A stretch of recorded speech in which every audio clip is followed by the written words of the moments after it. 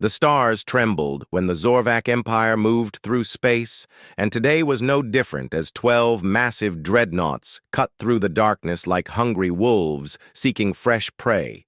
Admiral Kethmore stood on the bridge of his flagship Dominions. Edge watching the tactical display show their approach to another star system marked as Sol in their databases, and like all the others before it, this system would fall within hours of their arrival. For 300 years, the Zorvak had ruled the galaxy through fear and overwhelming force, and no species had ever successfully resisted their advance, because resistance meant complete annihilation, while surrender meant slavery, but at least survival. The bridge crew worked in silent efficiency, as they always did when approaching a new conquest, and communications officer Veltar monitored all frequencies for the inevitable surrender transmissions that would come flooding in once the inhabitants detected their fleet navigation officer. Zorkun plotted the most efficient route to the third planet, where long-range sensors indicated a thriving civilization existed, and Weapons Master Brakesh ran final diagnostics on the planet, killing weapons that had reduced countless worlds. To ash and rubble, Kethmore had personally overseen the conquest of 47 star systems, and each one followed the same predictable pattern where the inhabitants would detect the approaching fleet, then attempt to communicate, then realize the futility of resistance, and finally broadcast their unconditional surrender. The few species that had attempted to fight were remembered only as cautionary tales told throughout the galaxy about what happened to those foolish enough to oppose the Zorvak Empire, and their biomechanical war machines that could crack planets like eggs today would mark conquest number 48 for Admiral Kethmore, and he expected it to proceed exactly like all the others, because the pattern never changed, and inferior species always recognized their place in the natural order when faced with superior force. Meanwhile, in the outer reaches of the Sol system, Commander Jake Morrison stood on the bridge of the USS Liberty, watching his tactical officer, Lisa Grant, update the threat assessment display that showed 12 massive alien vessels approaching Earth at incredible speed. The Liberty was alone at the edge of human space because Earth's defense fleet was still 3 days away, and evacuation. Transports were already beginning to move civilians to the outer colonies in preparation for what everyone assumed would be humanity's final defeat. Jake had received orders from Earth Command to observe and report on the alien fleet's capabilities, but not to engage under any circumstances, because a single human vessel could not hope to stand against an armada that had conquered most of the known galaxy. Chief Engineer Pete Williams worked frantically in the engine room to optimize their experimental quantum drive, while Medical Officer Amy Rodriguez prepared the sick bay for casualties that seemed inevitable, given the circumstances they found themselves facing. Navigator Ben Torres plotted escape routes to every human colony within range, while Communications Officer Kate Adams monitored the alien frequencies, trying to understand their intentions, and Weapons Officer Ryan Clark ran diagnostics on their untested quantum torpedo systems. The crew of 200 humans aboard. The Liberty represented the best and brightest of their species, but even they understood the mathematical impossibility of their situation as they faced an enemy that had never known defeat in 3 centuries of galactic conquest. Jake walked between the bridge stations, checking on his people and seeing the fear in their eyes mixed with determination, because humans had always been stubborn in the face of impossible odds, even when common sense demanded retreat. The Zorvak fleet continued its approach, broadcasting their standard surrender demand on all frequencies in dozens of languages, and the message was clear that resistance would result in planetary annihilation, while immediate surrender might allow some survivors. Earth Command sent urgent messages ordering the Liberty to withdraw immediately. But Jake found himself hesitating as he watched the alien armada bearing down on his homeworld and everything he had ever known or loved. Lisa Grant reported that the lead Zorvak vessel was larger than anything in human records and carried enough firepower to sterilize an entire planet, while the escort ships each outgunned the Liberty by factors that made tactical calculations meaningless. Amy Rodriguez moved through the ship, checking on crew members and providing medical support for those showing signs of stress, because facing annihilation was not something human training could fully prepare anyone for. Despite their best efforts, Pete Williams called from engineering to report that all systems were functioning at peak efficiency and the quantum torpedoes were armed and ready, even though no one knew if human weapons could even damage the alien ships that seemed impervious to conventional attacks. Ben Torres calculated that the alien fleet would reach Earth in 18 hours at their current speed, while the nearest human reinforcements were still 72 hours away, leaving the Liberty as humanity's only defense against an enemy that had never been stopped. Kate Adams intercepted fragments of alien communications that seemed to indicate surprise at finding any ships in the system, because most species evacuated completely when the Zorvac approached, and resistance was considered a form of insanity. Ryan Clark reported weapons ready and targeting systems locked onto the lead alien vessel, while knowing that his quantum torpedoes were completely untested against enemy shields and might prove as ineffective as throwing rocks at a battleship. The moment of decision approached as the alien fleet drew closer, and Jake Morrison realized that history would record what happened next as either humanity's finest hour or its final mistake. But he had already made his choice deep in his heart, where courage lived alongside fear.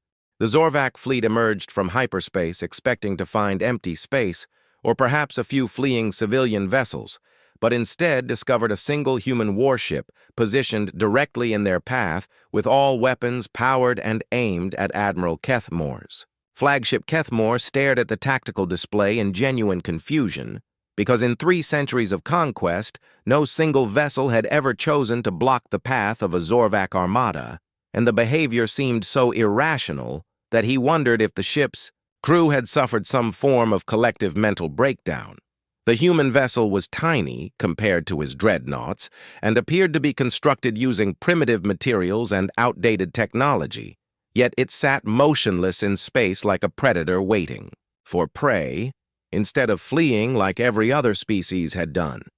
Communications Officer Veltar reported receiving a transmission from the human ship, and when the message played through the bridge speakers, it contained only 2 words spoken in a calm, clear voice that said, "No surrender," before the channel closed. Kethmore had heard surrender offers in thousands of languages and desperate pleas for mercy from countless species, but never in his long career had he heard such a simple and absolute refusal to yield in the face of overwhelming force. Weapons Master Brakesh requested permission to destroy the insolent vessel immediately, but Kethmore found himself curious about this unprecedented behavior and ordered his fleet to hold position while he studied the strange little ship that dared to challenge his armada.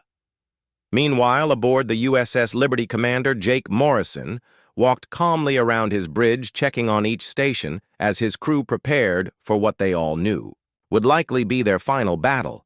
But none of them showed any sign of backing down. Lisa Grant coordinated with the tactical team to identify weak points in the alien ship designs, while Pete Williams rerouted power from non-essential systems to boost shield strength and weapon output beyond their normal safety parameters. Amy Rodriguez moved through the ship, providing final medical checks and distributing stimulant injections to keep the crew alert during the coming battle, while Ben Torres calculated attack patterns that might give them some slight advantage.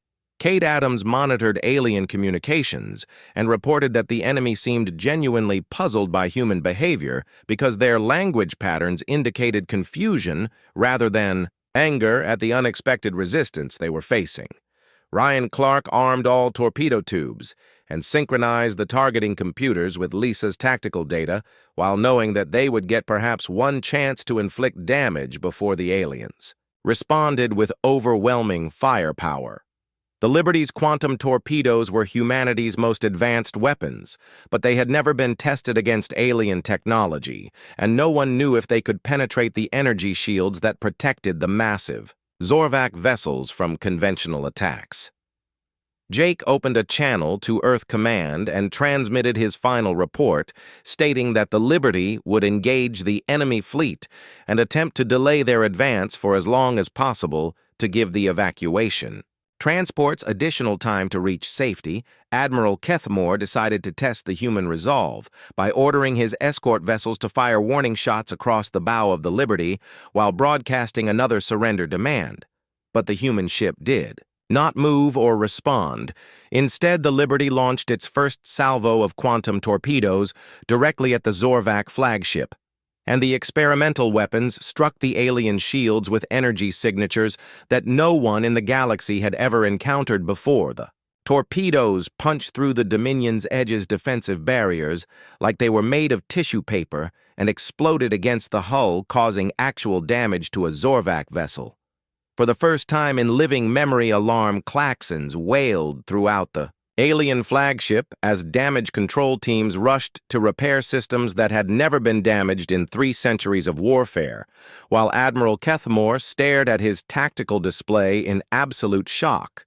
The human weapons had somehow bypassed their shields, using principles that Zorvac science could not immediately understand, and the implications sent ripples of fear through a crew that had never experienced vulnerability in battle. Kethmore ordered his entire fleet to open fire on the Liberty, but the small human vessel had already begun evasive maneuvers that seemed to defy the laws of physics as it twisted and spun through space, avoiding most of the incoming energy blasts.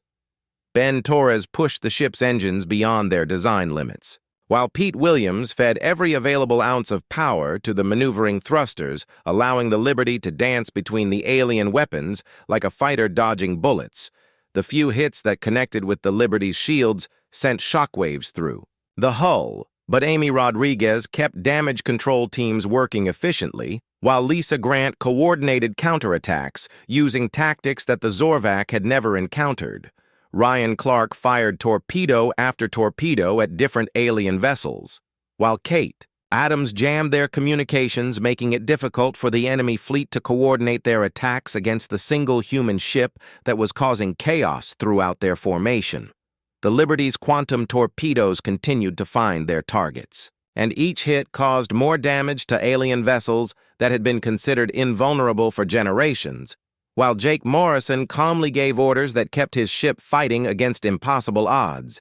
Admiral Kethmore realized that his fleet was actually being hurt by a single primitive vessel using weapons and tactics that made no sense according to everything the Zorvac knew about warfare and physics. The escort vessel, Void Render, took a direct hit from 3 quantum torpedoes and its biomechanical hull began to crack and leak atmosphere, while its crew struggled to maintain life support systems that had never failed before. For the first time in 300 years, a Zorvac admiral faced the possibility of defeat in battle, and the psychological impact spread through his fleet as crews that had never known fear began to experience doubt about their supposed invincibility. The human ship continued its impossible dance through space, inflicting damage far beyond what its size and apparent technology should have allowed, while taking hits that would have destroyed most vessels, but somehow continuing to fight. The battle raged for 3 hours, and Admiral Kethmore watched in growing disbelief as his supposedly invincible fleet struggled against a single human vessel that fought with a ferocity and unpredictability that defied every tactical manual in Zorvac military history. The Liberty danced through space using maneuvers that should have torn the ship apart under the stress, but somehow Pete Williams kept the engines running beyond their design specifications while the hull groaned and flexed. Under forces that would have crushed normal vessels, Lisa Grant had abandoned conventional tactical doctrine and instead coordinated attacks using pure human instinct and creativity that confused the alien targeting computers, because human battle patterns followed no logical sequence that enemy systems could predict or counter. Jake Morrison moved through his ship checking on damage control teams and wounded crew members while maintaining the calm leadership that kept 200 humans fighting effectively against odds that any rational military analysis would have declared impossible. Amy Rodriguez worked frantically in the medical bay, treating injuries from hull breaches and system overloads while also coordinating emergency repairs because human ships were designed for crews to fill multiple roles during crisis situations. The Zorvak had never encountered an enemy that treated their own survival as secondary to mission completion, and Admiral Kethmore found himself facing tactical decisions he had never needed to consider in 3 centuries of easy conquests. Kate Adams intercepted alien communications and discovered that the Zorvak were struggling to understand human psychology because their species valued self-preservation above all else, while humans seemed willing to die rather than surrender. Ben Torres pushed the navigation systems beyond safe parameters while plotting attack runs that brought the Liberty dangerously close to alien vessels before, launching torpedoes at point-blank range and then spinning away using momentum and gravity to avoid return fire. The quantum torpedoes had destroyed 2 Zorvak escort vessels completely and damaged 6 others, including the flagship, while the Liberty had taken massive damage but continued fighting with systems that should have failed hours ago. Ryan Clark had fired every torpedo in their arsenal twice by cycling through reload procedures that Pete Williams had modified to work 3 times faster than normal safety protocols allowed, while risking ammunition explosions that could have vaporized the ship. The alien fleet began using new tactics designed specifically to counter human unpredictability, but Jake Morrison adapted faster than they could adjust their strategies because human commanders were trained to think creatively under pressure. Admiral Kethmore realized that his fleet's standard battle doctrine was completely ineffective against an enemy that embraced chaos and used their own weaknesses as weapons while turning every disadvantage into an opportunity for attack. The Liberty's shields had failed completely, but the ship continued fighting using only hull armor and the determination of its crew, while Amy Rodriguez led damage control teams through sections that were open to space using emergency suits. Lisa Grant coordinated with Kate Adams to hack into alien communication networks and discovered that the Zorvak were beginning to panic because they had never experienced sustained resistance from any species in their long history of galactic conquest. Pete Williams rerouted power from life support systems to weapons and engines while calculating exactly how long the crew could survive in the reduced atmosphere before unconsciousness would force them to restore normal environmental controls. The remaining alien vessels surrounded the Liberty, but Jake Morrison ordered his ship to ram the nearest Zorvak destroyer while firing all remaining weapons, in a desperate attempt to inflict maximum damage before his ship was finally destroyed.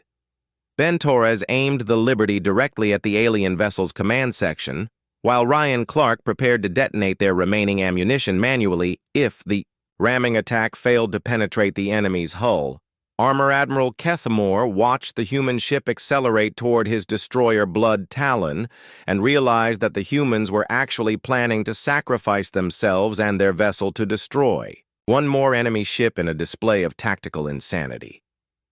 The Liberty struck the Zorvak destroyer at maximum speed, and Pete Williams overloaded the quantum drive at the moment of impact, creating an explosion that tore through both ships and sent debris spinning through space. Amy Rodriguez had moved the wounded crew to the most protected section of the ship seconds before impact, while Kate Adams transmitted humanity's defiant message to every listening post within 50 light years. The explosion destroyed the Blood Talon completely and left the Liberty drifting in space with massive hull breaches and most systems offline. But somehow the human crew had survived the ramming attack that should have killed everyone aboard. Admiral Kethmore stared at the wreckage of his destroyer and the battered human ship that had somehow survived a collision that violated every principle of physics and engineering that the Zorvak understood about space combat.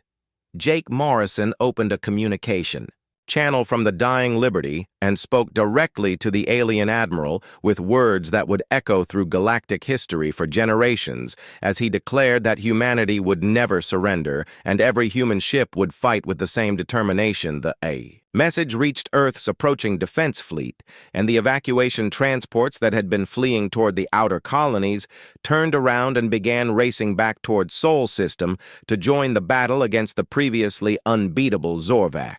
Empire Lisa Grant managed to restore minimal power to the Liberty's sensors and detected the approaching human reinforcements, while Amy Rodriguez worked to keep the crew alive in the damaged sections of their ship. Admiral Kethmore faced a decision that no Zorvac commander had ever confronted before, as he considered whether to finish destroying the human ship or withdraw his fleet before more enemy vessels arrived to continue this unprecedented resistance.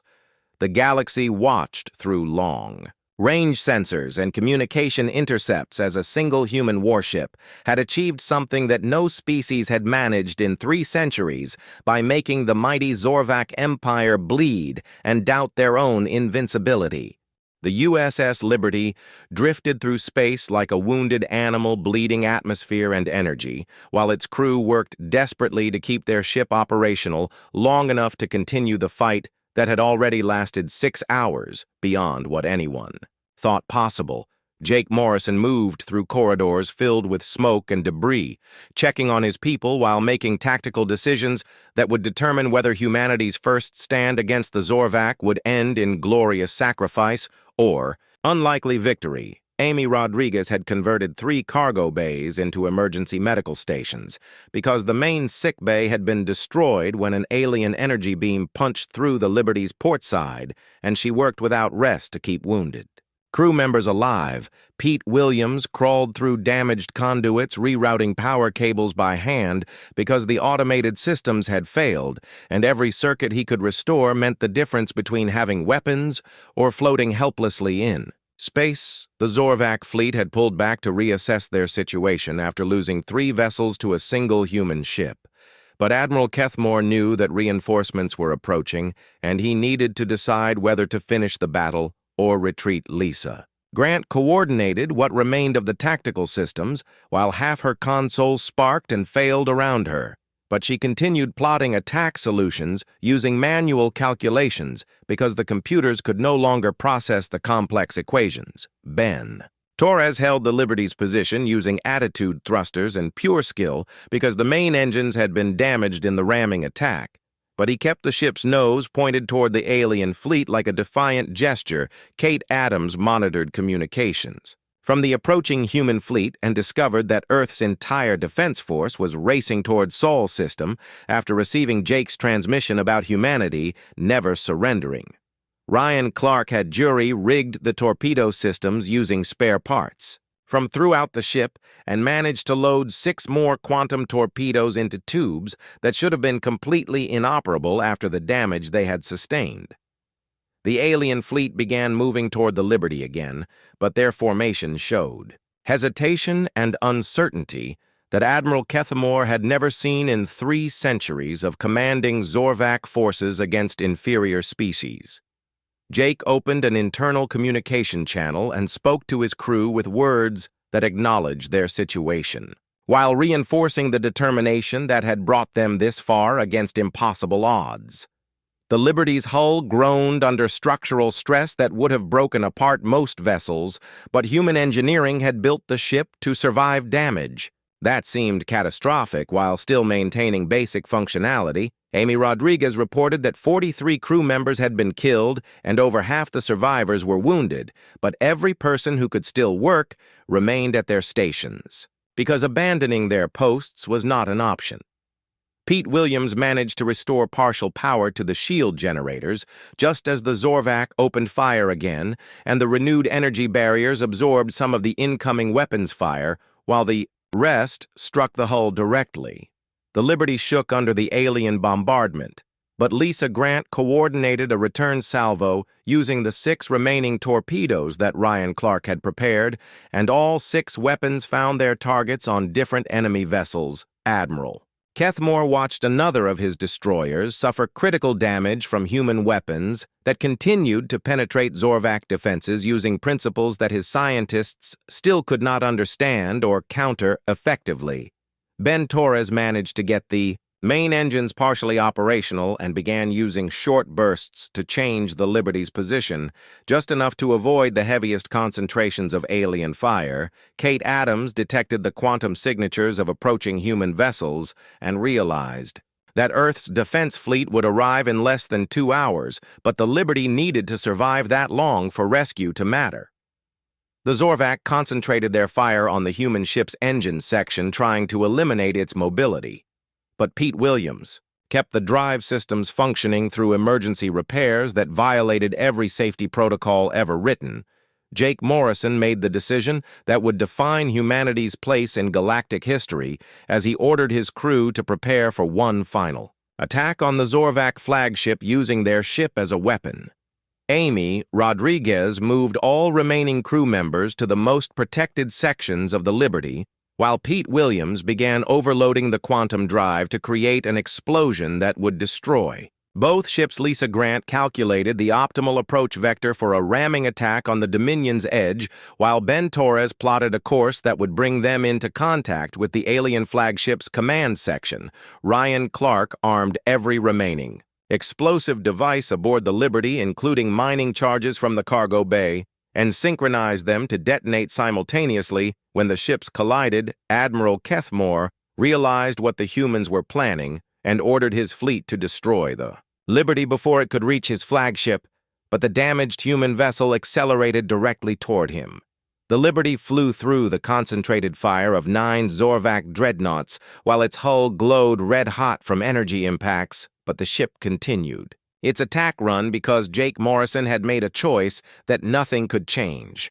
Pete Williams monitored the overloading quantum drive while counting down the seconds until the explosion would tear through both vessels and create a blast visible. From Earth, Kate Adams transmitted humanity's final message to the galaxy, declaring that humans would never accept slavery or surrender their freedom, regardless of the cost in lives or ships. Amy Rodriguez held the hand of a wounded crew member while the Liberty shook apart around them, but her face showed determination rather than fear, because she knew their sacrifice would inspire others. The distance between the human ship and the Zorvac flagship closed rapidly as Ben Torres used the last of their maneuvering fuel to line up the perfect collision course. Admiral Kethmore stared at the approaching human vessel and realized that he was about to become the first Zorvac admiral to lose his flagship in battle, because these strange creatures valued honor above survival. The Liberty struck the Dominion's edge, and Pete Williams detonated the overloaded quantum drive, creating an explosion that lit up space like a newborn star, while 2 civilizations watched in shock. The explosion between the Liberty and the Dominion's edge created a brilliant flash that illuminated the entire solar system, while debris from both vessels scattered across space like the remnants of a shattered dream. Admiral Kethmore found himself floating in an escape pod, watching the wreckage of his flagship drift past, while emergency beacons from other Zorvac survivors blinked desperately in the darkness. The human ship had been completely destroyed in the collision, but somehow 17 escape pods had been ejected at the last moment, carrying survivors who should have died with their vessel, but had been saved by their commander's final order. Jake Morrison drifted unconscious in one of those pods, while Amy Rodriguez worked to treat his injuries using the limited medical supplies available in the cramped emergency shelter. Lisa Grant coordinated rescue efforts from another pod, while Pete Williams used his engineering knowledge to boost the power output of their distress beacons, so the approaching human fleet could locate them. The remaining Zorvac vessels floated motionless in space, while their crews struggled to process what had happened, because losing a flagship was an event that had never occurred in 3 centuries of galactic conquest. Admiral Kethmore activated his communication system and tried to contact his surviving ships, but found that many of his officers were in shock after witnessing the destruction of their supposedly invincible command. Vessel Ben Torres had managed to reach an escape pod with Kate Adams and Ryan Clark while they watched the expanding cloud of debris that marked the spot where their ship had made its final stand. The approaching human defense fleet detected the escape pods and began rescue operations while their commanders studied the tactical data from the battle that had changed everything they thought they knew about the Zorvak Earth's Admiral Susan Taylor commanded the rescue fleet and found herself leading a force that was no longer facing certain defeat, but instead confronting an enemy that had been wounded and demoralized by a single ship. The Zorvak fleet began withdrawing from the Sol system for the first time in their military history. While Admiral Kethmore faced the impossible task of explaining to his superiors how humans had achieved the unthinkable, Jake Morrison regained consciousness aboard the rescue vessel Defender, while Amy Rodriguez briefed him on the survival count and the fact that their sacrifice had not been in vain. Lisa Grant provided tactical analysis to Admiral Taylor about Zorvak weaknesses that had been discovered during the Liberty's final battle, while Pete Williams worked with Earth's engineers to improve quantum torpedo designs. The news of humanity's resistance spread through galactic communication networks faster than the Zorvak could suppress it, and dozens of subjugated species began to reconsider their acceptance of alien domination. Admiral Kethmore received orders from the Zorvak High Command to return immediately for debriefing about the unprecedented defeat that had shattered 3 centuries of unchallenged military supremacy. Ben Torres and Kate Adams worked with human intelligence officers to decode the alien communications they had intercepted during the battle, while Ryan Clark helped design new weapons based on their combat experience. The 17 human survivors became instant heroes throughout known space while their story inspired resistance movements on worlds that had been conquered by the Zorvak decades or centuries earlier. Admiral Taylor positioned Earth's defense fleet at the edge of human space, while evacuation transports returned to their home worlds, because the immediate threat had passed for the first time since the aliens arrived. The Zorvak Empire faced internal crisis as news of their defeat reached every corner of their territory, and subject species began asking questions about the supposed invincibility of their masters. Jake Morrison stood on the bridge of the Defender, looking out at the debris field where his ship had died, while knowing that the Liberty's sacrifice had accomplished something far greater than saving Earth. Amy Rodriguez treated the wounded survivors while also training other medical officers in the emergency procedures that had kept the Liberty's crew alive during impossible circumstances. The galactic balance of power had shifted because 17 humans in escape pods had proven that the Zorvak could be defeated by anyone willing to pay the price for freedom. Lisa Grant began working on new tactical doctrines based on the lessons learned from humanity's first space battle, while Pete Williams designed improved ship systems that could survive similar combat. Admiral Kethmore reached Zorvak territory and found himself facing a military tribunal that needed to understand how a single primitive vessel had inflicted more damage than entire fleets of other species. The human survivors were debriefed by Earth Command, while their testimony was broadcast throughout human space to inspire others who might face similar odds in future battles. Ben Torres returned to navigation duty aboard the Defender, while Kate Adams joined the communications team that was establishing contact with resistance groups on conquered worlds. Ryan Clark worked with weapons specialists to mass-produce quantum torpedoes, while the surviving crew members of the Liberty became instructors for a new generation of human warriors. The galaxy watched nervously as humanity emerged from isolation, not as conquerors, but as the species that had proven the Zorvak Empire could bleed and die like any other enemy. Jake Morrison received command of the new vessel Independence, while his crew prepared to return to space, knowing that their next mission would be to liberate worlds that had been enslaved for generations. The story of the Liberty's final battle became legend throughout the galaxy, while 17 survivors carried the knowledge that would eventually free countless worlds from Zorvak oppression. The news of humanity's victory over the Zorvac flagship spread through hyperspace communication networks like wildfire across dry grass, and within days every civilized world in the galaxy knew that the Empire had suffered its first major defeat on the mining world of Kepler Prime.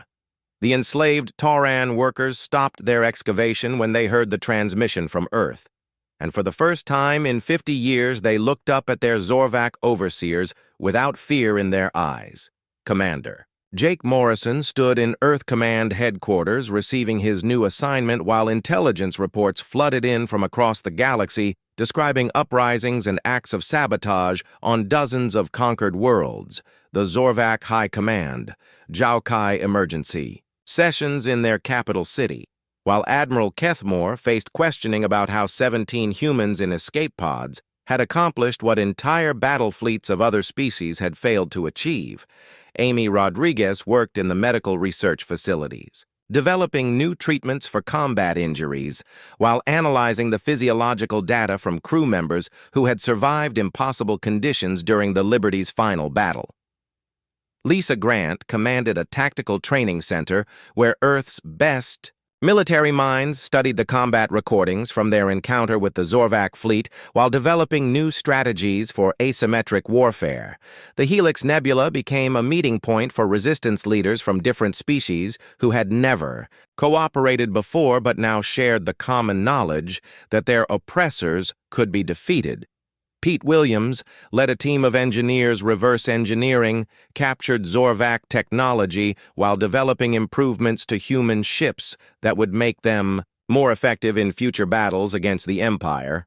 On Arcturus Station, the local Zorvac garrison commander faced his first riot in 30 years as the subject population demanded the same freedoms that humanity had won through sacrifice and determination. Admiral Taylor coordinated Earth's expanding military while managing diplomatic contacts with rebel groups who sought human assistance in their own struggles against the Empire. The Zorvac military began implementing new security protocols on all conquered worlds while their scientists worked frantically to understand how human quantum torpedoes had penetrated their previously impregnable shields. Ben Torres piloted reconnaissance missions into former Zorvac territory, gathering intelligence about weakened garrison forces and identifying targets for future liberation operations. Kate Adams established a galactic communication network that allowed resistance groups to coordinate their activities while avoiding Zorvac monitoring systems that had previously prevented organized opposition. The mining colonies in the Vega system experienced their first successful slave revolt when workers overwhelmed their guards, using improvised weapons and tactics inspired by human broadcast messages. Ryan Clark supervised the production of quantum torpedoes while training weapons officers from allied species who had joined humanity's growing coalition against the Zorvac Empire. The planet Zerion declared its independence from Zorvac rule when the local defense force mutinied and joined the population in driving out their alien occupiers. Jake Morrison received command of the heavy cruiser Independence, while his former crew members took positions throughout Earth's expanding fleet carrying their combat experience to new ships and new battles. Admiral Kethmore found himself assigned to suppress rebellions in the outer territories, while struggling with the knowledge that his failure had inspired resistance throughout the galaxy. Amy Rodriguez developed new medical protocols for treating alien species while providing humanitarian aid to liberated worlds where Zorvac occupation had left populations malnourished and traumatized. The Crystalline Confederacy emerged from 3 centuries of hiding to offer their advanced technology to any species fighting against Zorvac. Domination Lisa Grant coordinated joint military exercises with rebel fleets while teaching alien commanders the tactical innovations that had made the Liberty sacrifice meaningful. Zorvac Emperor Vexthul faced the first serious challenge to his rule, as noble houses questioned whether the Empire's military supremacy was as absolute as they had believed. Pete Williams designed new ship classes specifically for liberation missions while incorporating lessons learned from studying wreckage recovered from the Sol System battle. The trade routes that had enriched the Zorvak Empire for centuries began to suffer disruption as rebel groups targeted supply convoys and communication stations. Ben Torres led scouting missions that identified Zorvak weak points throughout their territory while mapping safe passages for resistance supply lines. The subject world of New Damascus experienced mass demonstrations when its population learned that the supposedly invincible empire had been forced to retreat from human space. Kate Adams broadcasted daily reports about liberation victories while coordinating propaganda efforts that undermined Zorvak authority on hundreds of conquered planets. Ryan Clark trained alien weapons specialists in the use of quantum torpedo technology while adapting human designs to work with different species' equipment and tactics. The Andromedans emerged from their hidden fleets to launch surprise attacks on Zorvak positions that had been considered secure for generations. Jake Morrison prepared for his first mission as captain of the Independence, knowing that every subsequent battle would be measured against the standards set by the Liberty Admiral Taylor, planned the next phase of human expansion while managing an alliance that grew larger every day as more species chose freedom over safety. The galaxy trembled as 3 centuries of Zorvak dominance crumbled under the weight of hope inspired by 17 human survivors who had proven that even the mightiest empire could fall. Emmy Rodriguez established medical stations throughout liberated space while documenting the long-term effects of Zorvak occupation on different species. The resistance movement that began with one human ship's defiant stand had become a galactic revolution that would reshape civilization throughout known space.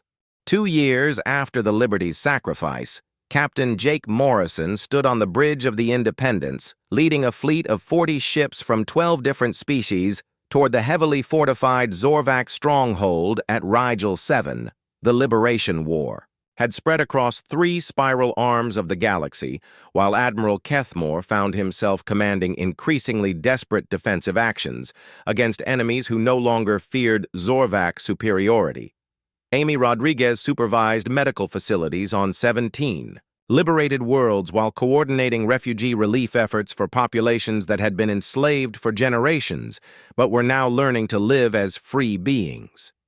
The Independence carried quantum torpedoes designed by Pete Williams along with SHIELD, generators based on captured Zorvak technology and engines that could outrun anything the Empire had ever built. Lisa Grant commanded the Tactical Coordination Center aboard the flagship New Liberty, where representatives from 30 allied species worked together to plan operations against their former oppressors. The Zorvak Empire had lost control of 40% of their territory, while Emperor Vex Thul purged his military leadership and implemented increasingly harsh measures to maintain control over remaining conquered worlds. Ben Torres navigated the Allied fleet through asteroid fields and nebula formations that provided cover from Zorvak surveillance while approaching targets that had been considered impregnable. Kate Adams broadcasted liberation messages in hundreds of languages while coordinating intelligence networks that provided real-time information about enemy troop movements and defensive positions. The siege of Rigel 7 had lasted 3 months while the Zorvak garrison held out behind planetary shields that had never been penetrated by any attacking force in Imperial history. Ryan Clark supervised weapons systems aboard ships crewed by species that had been enemies of each other until they united against their common oppressor. The Allied fleet included Toran mining vessels converted to carry troops and equipment, along with sleek Andromedean destroyers and massive crystalline battleships that sparkled like gems in space. Admiral Taylor coordinated the overall war effort from Earth, while managing diplomatic relations with neutral powers that were beginning to choose sides in the galactic conflict. The Independence led the final assault on Rigel 7's orbital defenses, while Jake Morrison coordinated attacks by Allied vessels that moved with precision. Learned through 2 years of constant warfare, Admiral Kethmore watched from the planet's surface as human quantum torpedoes began penetrating the shields he had thought were absolutely impenetrable. Just like everything else about Zorvac technology, Amy, Rodriguez had established field hospitals throughout the Rigel system while training medical personnel from different species to work together. Despite their biological and cultural differences, the planetary shields flickered and failed under sustained bombardment from weapons that combined human innovation with alien engineering capabilities that neither side had possessed. Alone, Lisa Grant directed bombardment patterns that avoided civilian areas while focusing fire on military targets. Because the Allied forces fought to liberate rather than conquer, Pete Williams monitored the Independence's systems while implementing real-time modifications based on combat data that was improving human technology with every battle. The Zorvac garrison commander surrendered when Allied troops landed on Rigel 7, carrying weapons and tactics that had been perfected through hundreds of liberation campaigns. Ben Torres piloted the Independence through the debris field created by destroyed orbital stations, while avoiding the wreckage of Zorvac vessels that had once seemed invincible. Kate Adams coordinated the surrender negotiations, while broadcasting the victory to resistance cells throughout the galaxy and providing them with tactical intelligence for their own operations. The population of Rigel 7 emerged from underground shelters where they had hidden during the bombardment and saw their first free sunrise in over a century. Ryan Clark supervised the distribution of captured Zorvac weapons to newly liberated species while adapting enemy technology for use by the growing Allied military. Admiral Keth Moore found himself commanding a strategic retreat for the third time in 6 months while wondering how the Empire had lost so much territory so quickly. The Independence landed on Rigel 7, where Jake Morrison met with local leaders who were beginning the difficult process of rebuilding their civilization without Zorvac supervision. Amy Rodriguez established permanent medical facilities on the planet while documenting the long-term effects of occupation and developing treatments for trauma that had affected entire populations. The Allied fleet prepared to move on to the next target while leaving behind garrison forces drawn from multiple species who would defend their newly won freedom. Lisa Grant analyzed combat data from the Rigel 7 campaign while identifying improvements that could be implemented for future operations against increasingly desperate Zorvac forces. Emperor Vexthul ordered the construction of new fortifications around critical worlds while his scientists worked to develop weapons that could counter the growing technological advantage of the Allied forces. Pete Williams began designing new ship classes specifically for the next phase of the war, while incorporating lessons learned from analyzing captured Imperial technology. The liberation of Rigel 7 marked the 100th world freed from Zorvac control, while resistance movements on occupied planets gained strength from each victory. Ben Torres plotted courses toward the core worlds, where the heaviest fighting would determine whether the Empire could maintain control of its most important territories. Kate Adams coordinated with underground movements throughout Zorvac space, while providing them with communications equipment and tactical support. The war that had begun with one human ship's refusal to surrender had become a galactic conflict that would determine the future of civilization throughout known space. Ryan Clark trained weapons officers from species that had never worked together before the Liberty's sacrifice had shown them that cooperation was the key to defeating their oppressors.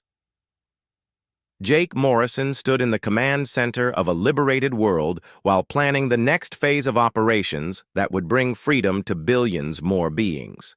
5 years after the USS Liberty's sacrifice, the Allied fleet gathered at the edge of the Zorvac home system, while Captain Jake Morrison prepared to lead the final assault that would end 3 centuries of galactic oppression.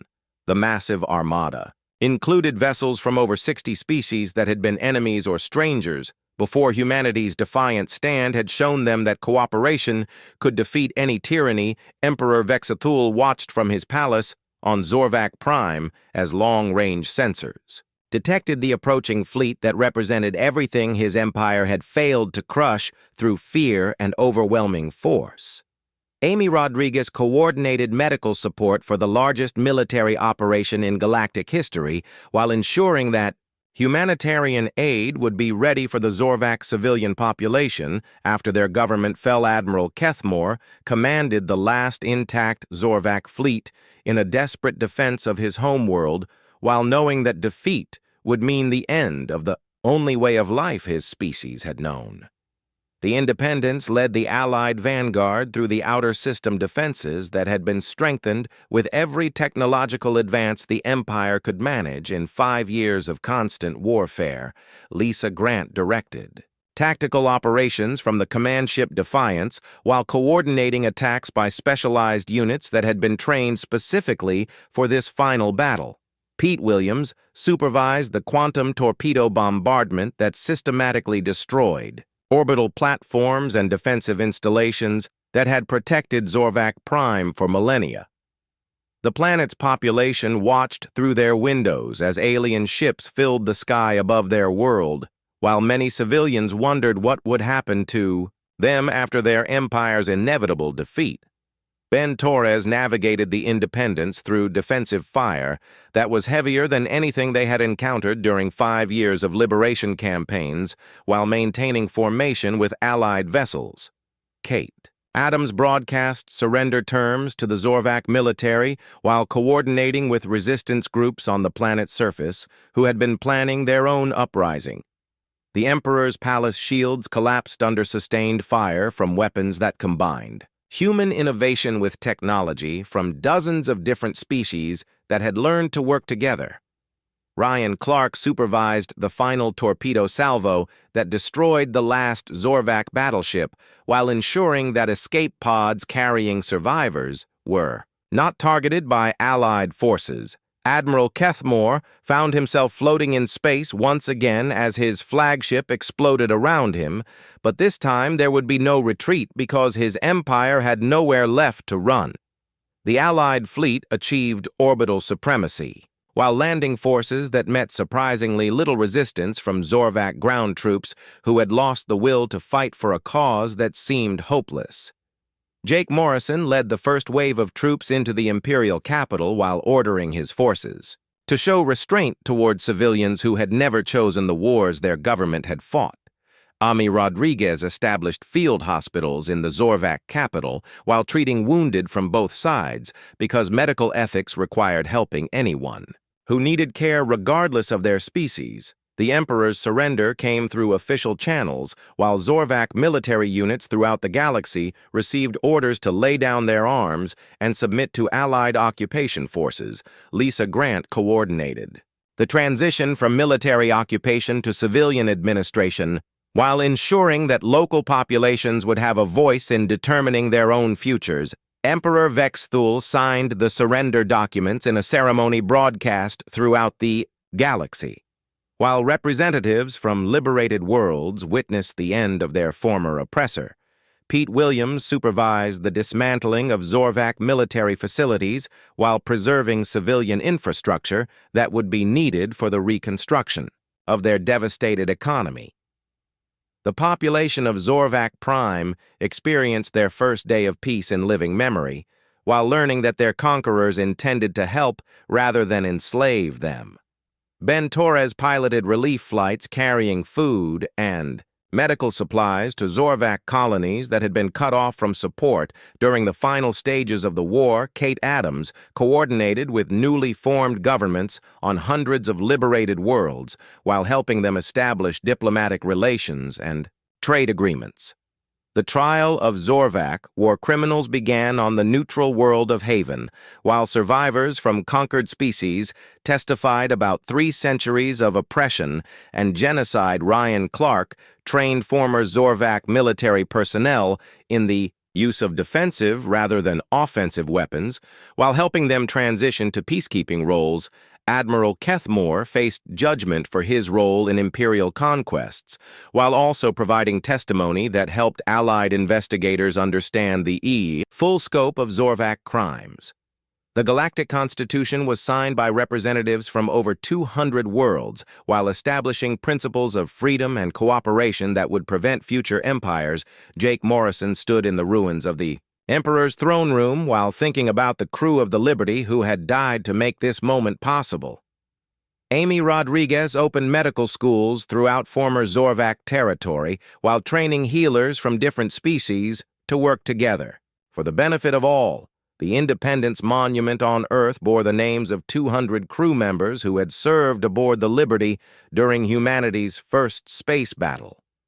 Lisa Grant established the Galactic Defense Force as a cooperative military organization designed to prevent any single species from dominating others. Pete Williams founded the Institute for Cooperative Technology, where scientists from all species work together to solve problems through innovation rather than conquest admiral. Taylor received promotion to Supreme Commander of Allied Forces while overseeing the transition from war to peace throughout the liberated galaxy. Ben Torres commanded the exploration fleet that began mapping unknown regions of space while searching for other civilizations that might need assistance. Kate Adams established the Galactic Communication Network that allowed all species to share information and coordinate peaceful cooperation. The galaxy entered a new age of freedom and cooperation.